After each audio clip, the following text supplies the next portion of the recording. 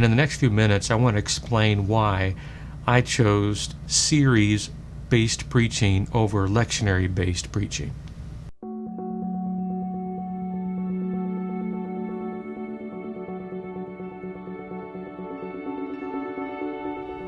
Some of you have asked why I'm staying in the book of Acts when I began the church year in the lectionary, and it's simply this. The beginning of the church year, the scriptural year that begins in Advent, I challenged myself personally to be a better preacher and student of the Bible, to preach through the lectionary during the course of the year. And it was going so very well. And then COVID came in, and we were isolated, and I began to wrestle with this idea of the early church and how being in homes and online services was really an early expression of the persecuted church centuries ago. And so I made this decision. When the lectionary took me around Pentecost and Easter into the passages of 1st and 2nd Peter, and then dipped into Acts, I just remained in the book of Acts. And the reason is this. The challenges that faced the early church, that pushed them into homes, that pushed them out of the church setting, just seemed too much of a theme that we could really grab hold of.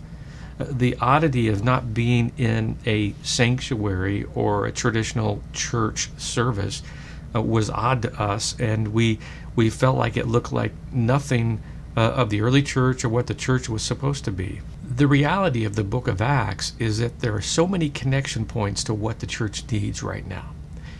First, we are being pushed out really by a virus and some policies, but it's not necessarily a persecution. We're just being pushed back into a home setting, and that's where the early church really began to thrive.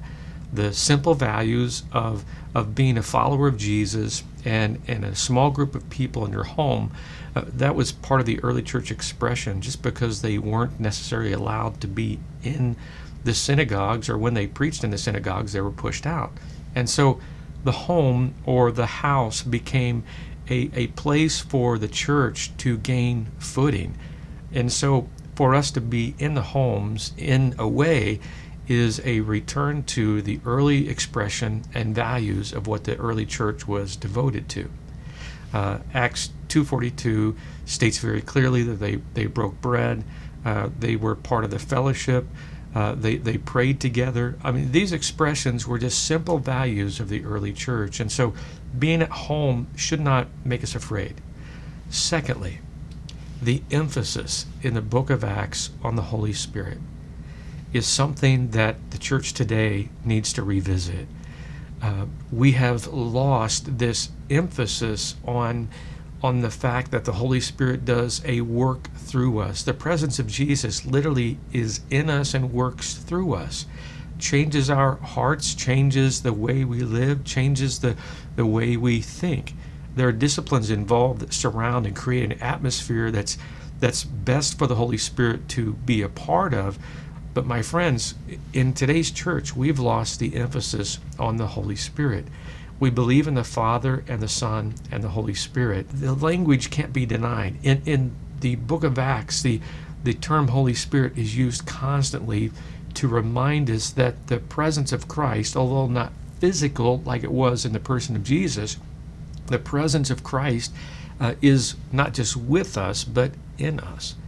And I think today, the church needs to study the working of the Holy Spirit and the value of the Holy Spirit and the purpose of the Holy Spirit in our own lives of holiness, living our lives as a pure expression to God's purpose. And so, because of those reasons, I moved away from lectionary preaching more into a preaching that works a series, and I'm going chapter by chapter until we finish the book of Acts. Because of the context that surrounds us, it was a better choice for me to move our minds into what the early church was and what we need to return to, some things we need to remember, and some things we need to let go of.